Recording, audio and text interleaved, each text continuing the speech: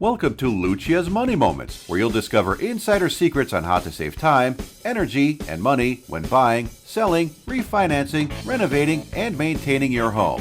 This episode is brought to you by Lucia Gugliuzzi, mortgage broker. Now, here's your money moment.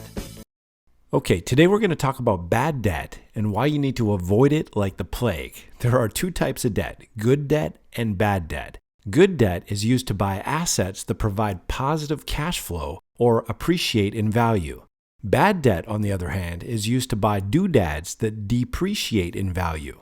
With most things in life, more is better. More love, more career success, more time with family, more money. But when it comes to bad debt, less is definitely better. Sure, borrowing to invest in something that increases in value like a house, revenue property, or business can be a good thing. But even then, it's generally best to keep all debt to a minimum because the higher the debt, the greater the risk to your family and future. Here are 5 ways bad debt limits your life. Number 1, it chains you to your job. Even if you hate your job, your bad debts probably make it impossible for you to quit.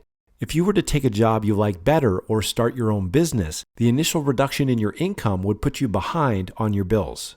Number 2, it prevents you from retiring. If you're carrying a lot of bad debt, chances are your retirement income won't be enough to make the payments. So you keep working past 65 and even 70 just to keep your head above water. Number 3, it breaks your spirit. The weight of decades of bad debt can easily destroy your passion for living. The tendency is to withdraw inside yourself, lose hope, avoid giving back to the community through charity and volunteering, and stop growing emotionally and spiritually. Number 4, it harms your health. Lying awake at night worrying about money and constantly being stressed about debt can lead to all sorts of health issues, including high blood pressure, heart problems, and depression.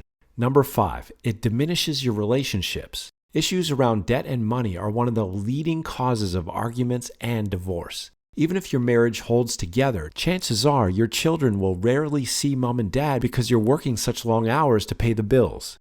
So there you have it. I've just given you 5 reasons to steer clear of bad debt. If you'd like to make this year the year you finally start reducing debt, we can offer plenty of helpful tips and strategies. For more information, call us today. Thank you for tuning into this episode of Lucia's Money Moments. If you have any questions or comments, please call Lucia today at 647-494-4200.